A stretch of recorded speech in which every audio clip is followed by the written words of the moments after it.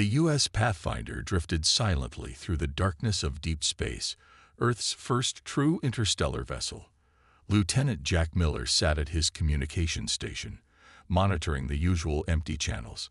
At 32, he was the youngest member of the bridge crew, with no command training and little combat experience. His job was simple: listen for signals and translate if needed. "Another quiet day in paradise," he muttered, stretching his arms above his head. Captain Diane Foster nodded from her command chair. "Quiet is good, Miller. Quiet means—" The ship shuddered violently. Warning lights flashed across every console. "Unknown vessels, Captain," shouted the tactical officer. 3.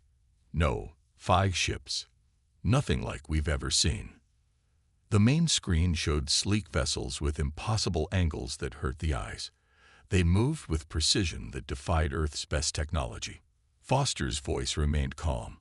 "Open all channels, Lieutenant Miller. Standard greeting package." Miller's fingers flew across his console. "Broadcasting in all formats, Captain."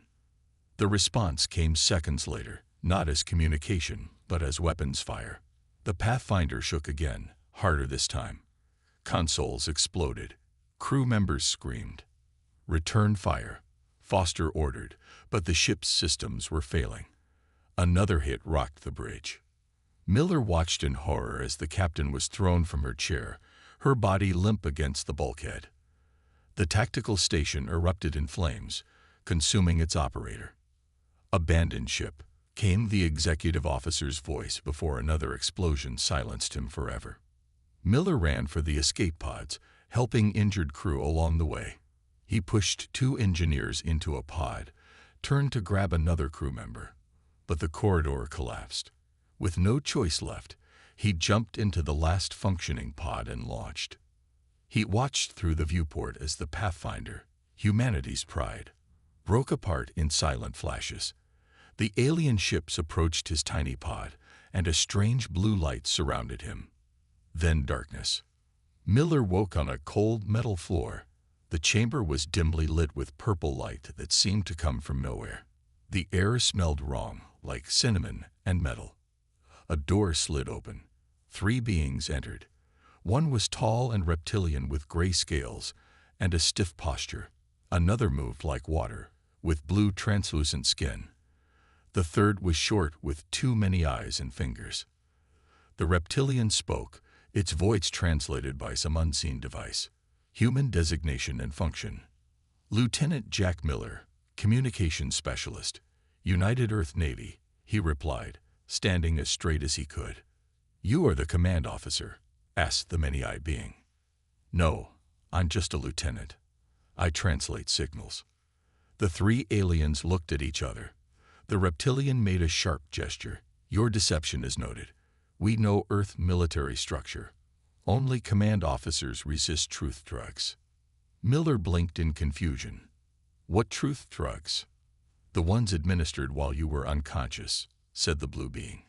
"Yet you reveal nothing of strategic value. Impressive mental discipline." Miller didn't understand. He was telling the truth. He wasn't trained to resist interrogation. That was for special forces and command track officers. Days passed in the strange cell. They questioned him relentlessly. Each time, they became more frustrated when their methods failed. Miller didn't realize that his normal human resilience was extraordinary to them. On the 5th day, Miller saw his chance. When the food tray arrived, he noted the guard's routine. He fashioned a tool from his cot's frame, jammed the door, and slipped out. He made it through 3 security checkpoints using intuition and quick thinking before they caught him. It took 6 guards to subdue him. In the observation room, General Kraz of the Vril watched with growing obsession. "Impossible," he hissed to his subordinates. "No ordinary officer could navigate our security so effectively. This human must be an elite operative." Dr. Tella of the Mariux studied her readings. "His neural patterns are fascinating. The human's adaptability exceeds anything in our databases." Xanthi Administrator Pell tapped his many fingers nervously. "If this is a low-ranking human, what are their commanders capable of? We must learn more." As they argued, Miller sat in his cell, planning his next move. He didn't know that he had just changed humanity's place in the galaxy forever. 6 months after the Pathfinder incident, Susan Grant hummed to herself as she tended the tomato plants in Phobos Colony's main greenhouse. The tiny Martian moon was home to only 87 people, mostly scientists, and support staff. Susan was neither. She was a greenhouse technician with a community college degree and a love for making things grow. "These should be ready next week," she told Paul, her assistant. "The colonists will be happy to have fresh tomatoes again." The alarm sounded without warning. Susan looked up, soil still on her hands. "Unknown ships approaching. This is not a drill." The voice on the speakers was tight with fear. Susan ran to the greenhouse door. Through the dome, she saw strange ships with sharp angles hovering over the colony. "Get to the shelter," she told Paul, who stood frozen. She pushed him toward the emergency bunker. They never made it. A blue light surrounded them, and everything went dark. Susan woke in a cell similar to the one Jack Miller had occupied, though she didn't know that. Her head pounded. The air smelled wrong. 3 aliens entered her cell. Susan recognized their types from the emergency briefings after the Pathfinder disappearance. The tall gray one was a Vril, the blue flowing one was a Mariuk, and the short many-eyed one was a Xanthi. "Human designation and function," demanded the Vril. "Susan Grant." "I grow plants," she answered, trying to keep her voice steady. The aliens looked at each other.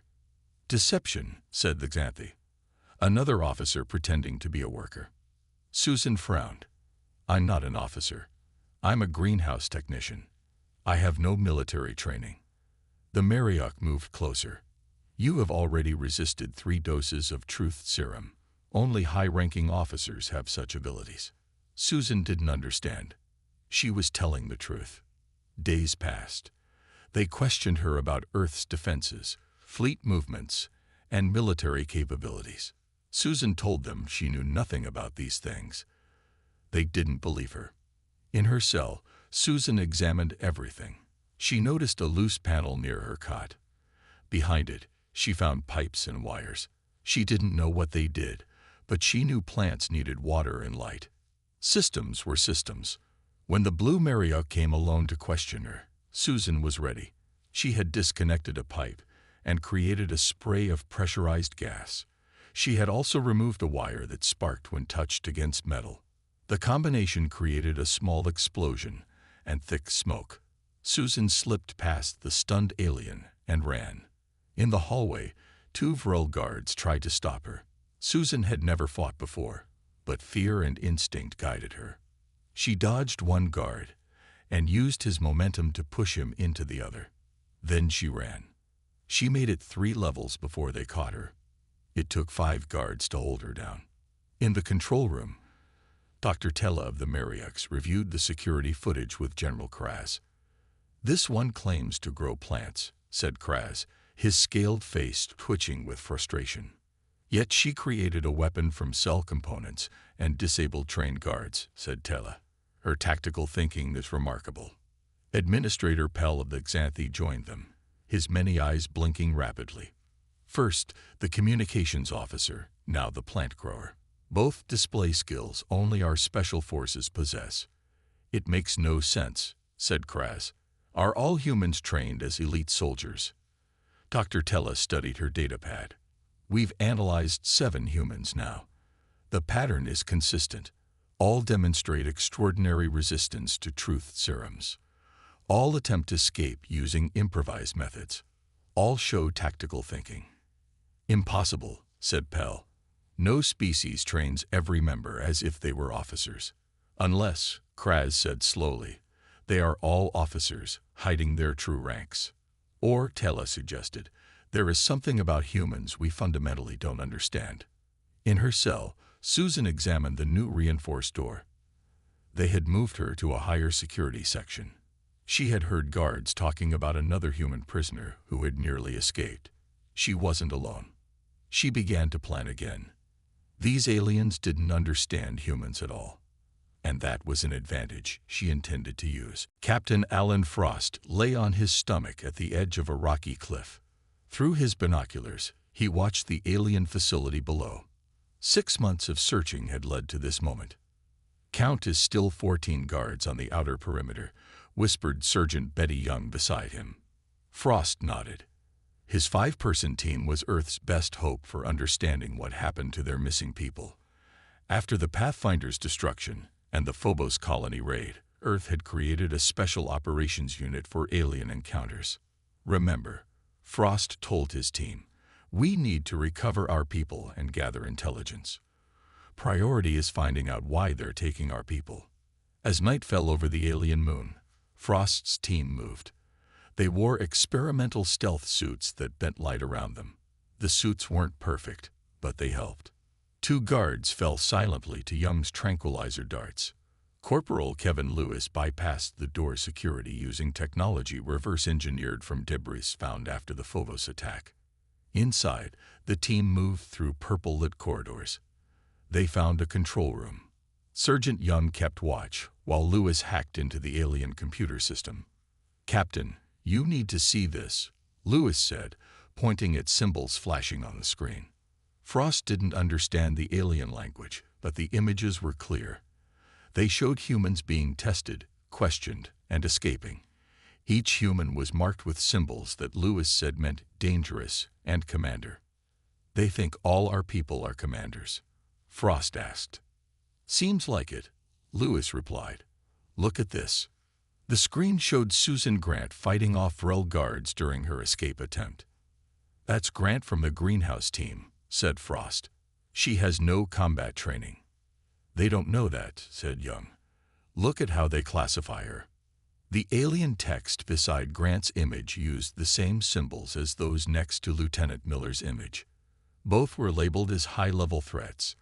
An alarm suddenly blared. They had been discovered. "Move to Extraction Point C," Frost ordered. "Find the prisoner section on the way." They fought through corridors, using their superior training to overcome the aliens' numbers. The Vrel soldiers were strong but moved predictably. The Xanthi commanders overthought their strategies. The team reached the prison section.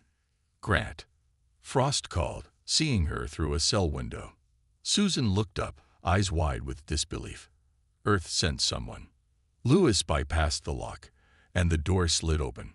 "Are there other humans here?" Frost asked as she stumbled out. "They took Miller somewhere else," she said. "To their homeworld, I think. They call him the Exceptional One." A group of Vrel soldiers appeared at the end of the corridor. Frost's team formed a protective circle around Grant and fought their way toward the exit. In the chaos, Young grabbed a small Marioc who seemed to be a scientist. "Taking a prisoner," she called to Frost. They reached their shuttle under heavy fire. The engines roared to life, and they escaped into space. In the shuttle, Grant told them everything she knew. The Marioc scientist, Dr. Len, sat quietly in restraints, watching the humans with too many eyes. "They kept asking if I was a commander," Grant said. "They didn't believe I just grow plants." Frost looked at the alien scientist. "Why is that?" Dr. Len spoke through a translation device. "Because her abilities match our profile of command officers. As do yours." Frost turned to Lewis. "What did we get from their computers?" Lewis held up a data device. "Everything. Their research on humans, their communications, their ship locations. They're obsessed with understanding why every human they capture acts like an elite officer." Frost nodded and looked at their alien prisoner. "Well, Doctor, you wanted to study humans. Now we get to study you." As Earth grew larger in their view screen, Frost thought about Miller, still captive on a distant world. They would find him. But first, they needed to understand why these aliens sought every human as a commander. The answer would change everything. Dr. Len sat nervously in the plane room. The walls were white, the table was gray, and the chair was uncomfortable. 2 days had passed since humans captured him. They had not hurt him, but the waiting was its own torture. The door opened. A human female entered. She wore a simple blue uniform with no visible rank. "Hello, Dr. Len. I'm Olivia Carter, intelligence officer." The human sat across from him. No guards came with her. No weapons were visible. Len's many eyes blinked rapidly in confusion. "Where are the guards? The truth drugs? The mind probes?" he asked. Carter smiled slightly. "We don't need those. We're just going to talk." Len didn't believe her. In the Concordat, interrogation required special technologies and at least 3 security officers. "Would you like some water?" Carter asked. Len nodded. She poured water from a pitcher, her movements casual. This was not how interrogation worked. It made no sense. "Tell me about your research on humans," she said. "I cannot betray Concordat secrets," Len replied. Carter nodded as if she expected this. "Let's talk about something else then. How long have you been a scientist?" The question surprised him. 22 cycles. I studied at the Great Academy on Marriott Prime." "Impressive," she said. "What made you choose xenobiology?" Len found himself talking about his education, his early research, his fascination with different species. Carter listened, asked questions, seemed genuinely interested. An hour passed. Then 2. They discussed science, space travel, and the Concordat's history. Len realized too late that he had revealed much about Marriott society, Concordat politics, and the military structure of the alliance. "How did you do that?" he asked suddenly. "You extracted information without devices or drugs." Carter looked surprised. "We just talked. That's how humans learn about each other." "Impossible," said Len. "Only special intelligence officers can extract information through conversation alone. Yet you act as if this is normal." Carter's eyes narrowed. "Dr. Len, what exactly has the Concordat concluded about humans?" Len hesitated, then decided the truth might help him understand these strange beings. "The Concordat High Command believes all humans are elite officers or genetically enhanced soldiers," he said. "Every human we captured showed abilities that only our highest ranks possess." Carter laughed. The sound startled Len. "I'm sorry," she said, seeing his reaction. "But that's not true at all. Susan Grant really is just a greenhouse worker. Lieutenant Miller is a junior communications officer. But they resisted truth drugs. They escaped high-security cells. They showed tactical thinking and combat skills," protested Len. "These are traits only Concordat commanders possess." "Those are traits most humans possess," Carter explained. "Our history is full of conflict. Those who couldn't adapt died. Those who survived passed on their traits." Len's eyes widened as understanding came. "Your entire species evolved under pressure that only our elite experience." "Something like that," Carter agreed. "We don't have rigid hierarchies like the Concordat. Any human might need to lead, fight, or solve problems." "This changes everything," Len whispered. "The Concordat believes humans have a secret military structure where commanders pose as workers. But the truth is more frightening. You are all capable of commander-level thinking." Carter nodded. "Now I need you to explain how Concordat society works. Why are your species so different?" Len explained how the 3 Concordat species evolved with strict hierarchies. The Vrel military only trained their elite for creative thinking. The Xanthi bureaucracy limited strategic planning to upper administrators. The Mariocs taught scientific innovation only to their brightest. The concept that any human could think creatively, resist coercion, and adapt to new situations was revolutionary. As Carter left the room, Len called after her. "If every human thinks like our commanders, what are your actual commanders capable of?" Carter paused at the door. "You'll find out soon enough. We're sending a ship to get our people back." The U.S. Defender glided through space, Earth's newest and most powerful warship. On the bridge, Commander Peter Walsh watched the stars streak by. The ship carried a diplomatic team to meet with the Concordat Council and negotiate for the return of all human captives, especially Lieutenant Miller. "We're approaching Concordat space, Commander," said the navigator. Walsh nodded. Slow to half speed. Let them see us coming. The ship had been designed to impress as much as to fight. Humans had learned much from studying Concordat technology captured during the rescue mission. 2 Vrel warships appeared on the sensors. They approached cautiously, but did not attack. "They're hailing us, sir," said the communications officer. On screen, Walsh ordered. A Vrel commander appeared, his scaled face stiff with formality. "Human vessel, you are permitted to proceed to Concordat Prime. Follow our escort precisely." The journey to the Concordat homeworld took 3 days. Walsh used the time to prepare. He studied everything they knew about the 3 alien species. He reviewed Dr. Len's information about their society and beliefs. The Defender docked at a massive space station orbiting a blue-green planet. Walsh led his 5-person team to the meeting hall. Each wore formal Earth uniforms with minimal weapons, as agreed. The council chamber was impressive.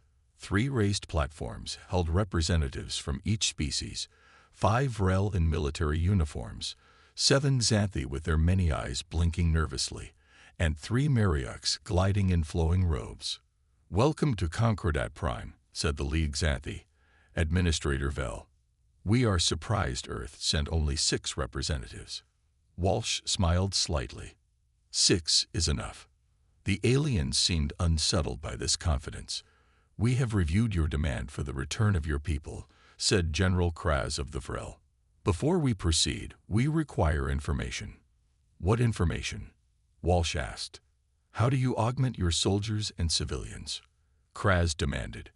"Every human we captured showed abilities our species reserve for commanders and specialists." Walsh looked at his team, then back at the council. "We don't augment our people." "Impossible," a Xanthi administrator said. "Your greenhouse worker resisted 3 doses of truth serum. Your communications officer escaped 4 high-security cells." Walsh stepped forward. "What you don't understand is that humans evolved differently than your species. Our planet had thousands of predators. We fought countless wars among ourselves. Those who couldn't adapt died. You expect us to believe all humans naturally have these abilities?" asked Dr. Tella of the Mariux. "Yes," said Walsh. "In your society, only commanders think creatively. Only specialists solve complex problems. But human history forced these traits on everyone." The council members looked at each other in shock. A species where everyone thinks like a commander is a fundamental threat to galactic order, said Administrator Vel, his many eyes wide with fear. General Kraz leaned forward with interest. "Or they could be the ultimate warriors. The Vrel would propose an alliance with humans." "The scientific possibilities are fascinating," added Dr. Tella. "The Mariux propose knowledge exchange." Walsh raised his hand for silence. "Before we discuss alliances or exchanges, we want our people returned. All of them." The aliens argued among themselves. Walsh waited patiently. His team remained calm, watching the aliens with trained eyes. Finally, Administrator Vel spoke. "We will return your captured people, except Lieutenant Miller." "That's not acceptable," Walsh said firmly. "You don't understand," said General Kraz. "Miller is being held in our highest security facility. He has escaped 7 times. He injured 15 guards. He organized other prisoners. If he is truly just a communications officer, what are your actual commanders capable of?" Walsh smiled. "Return Miller, and you won't have to find out." The threat was clear. The Concordat Council whispered urgently among themselves. "Very well," said Administrator Vel. "We will return all humans, including Miller, but we request formal diplomatic relations with Earth." "That can be arranged," Walsh agreed. As they worked out the details, Walsh thought about what they had learned about the Concordat. These aliens feared humans because they couldn't understand how ordinary people could do extraordinary things. It was humanity's greatest strength, and now, their greatest diplomatic advantage. Lieutenant Jack Miller sat on the hard floor of his cell in the Concordat's highest security prison. After months in captivity, he had learned to track time by the guards' shift changes. 3 more hours until the night shift began. This cell was his 14th. Each time he escaped, they moved him to a more secure location. This one had no visible door seams, no loose panels, and a force field that shocked anyone who touched it.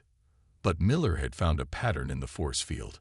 Every 6 hours, it flickered for 2 seconds during a power cycle. Most wouldn't notice. Miller had been watching for days.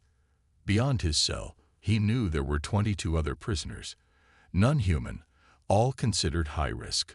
Over months, Miller had communicated with them through tapping codes on the walls and floors. Tonight, he tapped to his neighbor, a four-armed being called Krek. Pass it on. Miller had no way of knowing that Earth had sent a diplomatic mission. He only knew he couldn't wait any longer. When the night shift guards arrived, Miller was lying on the floor, not moving. "The human is down," said one guard to another in their language. Miller had learned enough to understand. The force field dropped. 2 guards entered carefully. This human had hurt many of their comrades. Miller remained still until they were close. Then he moved with speed that surprised even himself. He twisted one guard's shock stick away and used it on both of them. The force field was down. Miller slipped out and ran to the control panel. He had memorized the prison layout during previous escape attempts. He knew which buttons to press. Alarms blared as 22 cell doors opened. "Follow me if you want freedom," Miller shouted in the common trade language. Beings of various shapes and sizes emerged. Some had been captives for years. All were considered dangerous by the Concordat. "Why should we trust you?" demanded Krek. "Because I've escaped 7 times, Miller replied. "This time we all go, or none of us do." Miller led them through corridors, avoiding most guards. When they had to fight, the escaped prisoners worked together surprisingly well. Miller assigned tasks based on each being's strengths, just as he'd learned in basic training. They reached the shuttle bay and took control of a transport vessel. Miller had studied Concordat technology during previous escapes. He could fly their ships. "Can you really pilot this?" asked a serpentine alien named Sith. "Watch me," Miller said, activating the engines. They blasted out of the prison station. Pursuit ships followed immediately. "We need weapons," called Krek. "No," Miller replied. "We need to hide." He piloted the shuttle into a nearby asteroid field. The pursuit ships followed, but Miller's flying was unpredictable. He zigged when they expected him to zag. He used asteroids for cover. He fought like a fugitive, not a soldier. In the Concordat control room, General Kraz watched in astonishment. "How is this possible?" he demanded. "One junior officer outmaneuvering our best pilots." "It's more than that," said Administrator Vell. "Look at these readings. The other prisoners are working together under his command. Species that normally hate each other. The human organized them into a functional unit in less than an hour," said Dr. Tella. "This is beyond anything we've seen." On the stolen shuttle, Miller plotted a course to neutral space. If they could reach it, the Concordat wouldn't follow. "We're going to make it," he told his unlikely crew. Then a massive ship appeared ahead of them. Miller tensed, ready for another fight. The communication system activated. A human voice spoke. "Lieutenant Miller, this is Commander Walsh of the U.S. Defender. We've come to take you home." Miller stared in disbelief at the Earth vessel. "You came for me." "For all our people," Walsh replied. "We've reached an agreement with the Concordat. You're free to go." As Miller guided the shuttle toward the Defender, news of his final escape spread throughout Concordat space. The Miller Protocol, they called it. One human's ability to unite diverse prisoners into an effective escape team. It became legendary among the Concordat species, further cementing their belief that humans were unlike any species they had encountered before. Earth's grand meeting hall was filled with important people. Military officers in formal uniforms stood next to scientists in lab coats and politicians in suits. At the front of the room, a stage held a podium with Earth's flag behind it. Commander Peter Walsh watched from the side as Lieutenant Jack Miller and Susan Grant received medals for their bravery. Both looked uncomfortable with the attention. "For extraordinary service to humanity and establishing humanity's place among the stars," said Admiral Nancy Rivera as she pinned the medals. The crowd applauded loudly. Miller stepped to the microphone. "I just did what anyone would do. I wanted to come home." Those simple words made the Concordat representatives shift nervously in their seats. To them, the idea that anyone would escape their highest security prison 7 times was terrifying. After the ceremony, Earth's leaders met with the Concordat representatives in a large conference room. 3 Vrel, 3 Xanthi, and 3 Mariux sat across from humans. "The terms of our agreement are clear," said Admiral Rivera.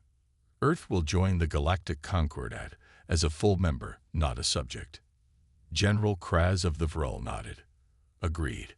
We also accept the new protocol for handling human captives in any future conflict." Administrator Vel of the Xanthi read from a document. "All humans, regardless of rank or information, will be treated as high-ranking officers with maximum security and diplomatic consideration." "The Miller Protocol," said Dr. Tella of the Mariux, "named after your lieutenant who proved our assumptions correct." Miller, sitting quietly at the end of the table, looked surprised. "You're naming a protocol after me." "Your actions changed our understanding of humans," explained Dr. Tella. "What we thought was exceptional is apparently normal for your kind." Walsh explained to Miller. "The Concordat believed only their highest officers could resist interrogation, plan escapes, adapt to new situations, and lead others. They couldn't understand how a junior communications officer could do these things."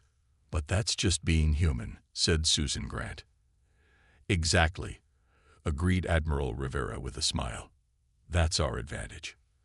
The treaty was signed with formal ceremony.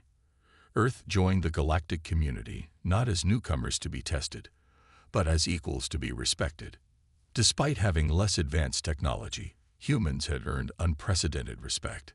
Later that evening, at a reception, Miller stood with Grant watching the aliens mingle with humans. "I still don't understand why they're so impressed," said Miller. "I'm not special. I did what anyone would do." Grant smiled. "That's what scares them. The fact that ordinary humans can do what only their best can do." Across the room, a human waiter dropped a tray of drinks. Without thinking, he caught 3 glasses before they hit the floor, while letting the tray itself fall to soften the impact. The Concordat representatives watched with wide eyes and nervous whispers. "See that?" said Grant, pointing. To them, that's officer-level reflexes and decision-making. That waiter just made a split-second choice about what to save and how. Miller laughed. "That's just normal human stuff." "And that's why they'll always treat us like officers," said Grant. "Every human thinks like an officer to them." Admiral Rivera joined them, smiling. "The Concordat has already changed their military training. They're trying to teach their regular soldiers to think like humans." "Will it work?" asked Miller. "Dr. Tella doesn't think so," said Rivera. "Their species evolved differently. Their society has been hierarchical for thousands of years. They can't just change that." "So Earth has a permanent advantage," said Grant. "Yes," agreed Rivera. "Not because of our technology or weapons, but because of who we are.